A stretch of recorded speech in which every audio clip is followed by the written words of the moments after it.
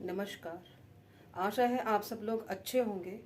यही मेरी श्री राम से प्रार्थना है। आज मैं आपको सोहम प्राणायाम के बारे में बताऊंगी। आज का युग प्रदूषण का युग है, जिसमें फेफड़ों में काफ़ी हानि पहुंचती है। हमारे फेफड़े मजबूत हों, हमारी मन की एकाग्रता बढ़े, हम स्वस्थ हों, प्रसन्न हों, हमारा मन मस्तिष्क शांत हो, उसी से संदर्भित मैं एक प्राणायाम बताऊंगी जिसका नाम है सोहम प्राणायाम। सोहम प्राणायाम में हम सुखासन में या पद्मासन में बैठ जाते हैं। कमर और गर्दन सीधी रहती है।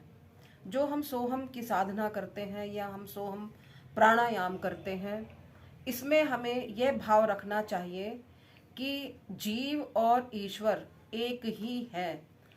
हमारा ईश्वर से मिलन हो रहा है। जीव और परमात्मा का मिलन इस प्राणायाम के माध्यम से हम यह भाव मन में लाते हैं कि जो वो है वो ही हम हैं, यानी कि आत्मा और परमात्मा सब एक ही है। आत्मा और परमात्मा एक ही है। तो इसमें हम जब मनुष्य हर क्षण प्रतिक्षण सांस लेता है और सांस को छोड़ता है, जब हम सांस लेते हैं तो सोह की ध्वनि होती है, सोह का भाव होता है, और जब हम सांस छोड़ते हैं तो हम की ध्वनि या हम का भाव होता है। चूँकि हमारे मन में एकाग्रता नहीं होती है, हम ध्यान मेडिटेशन नहीं करते हैं, इसलिए हमें इस चीज़ का आभास नहीं हो पाता है। तो इसमें जब हम सांस लेंगे तो सोह को ध्यान में रखेंगे, और जब हम सांस छोड़ेंगे तो हम का ध्यान रखेंगे।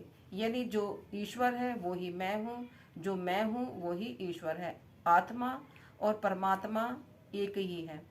प्रतिदिन 5 मिनट से लेकर के 10 मिनट तक यह सोहम प्राणायाम करने से हमारे फेफड़े मजबूत होते हैं, मन एकाग्र होता है, हमारे मन में शांति पैदा होती है, मस्तिष्क शांत होता है, टेंशन मुक्त होते हैं, और हमें किसी प्रकार का अवसाद नहीं रहता है, क्योंकि हम अब ईश्वर के सम्मुख आ चुके होते हैं। ईश्वर ही सब कुछ है करने वाला, यही हमारे मन में भाव पैदा होते हैं। तो करिए सोहम प्राणायाम। जब हम सांस लेंगे तो हाथ ऊपर जाएंगे, और जब हम सांस छोड़ेंगे तो हाथ नीचे आएंगे। तो लीजिए सोहम, सो हम, सो हम। अब सांस लंबी गहरी सांस लेंगे, जैसे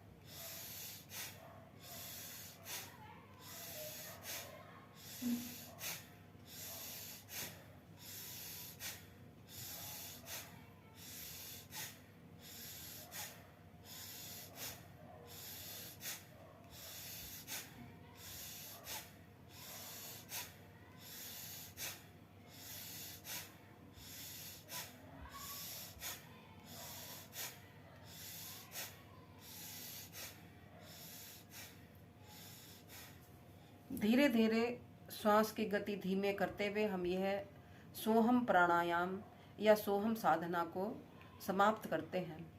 सोहम प्राणायाम हम अपनी सामर्थ्य के अनुसार इसकी गति या सांसों की गति धीमी भी रख सकते हैं और तेज भी कर सकते हैं या मध्यम भी रख सकते हैं। जैसे ये तेज गति हुई, मध्यम, धीमी।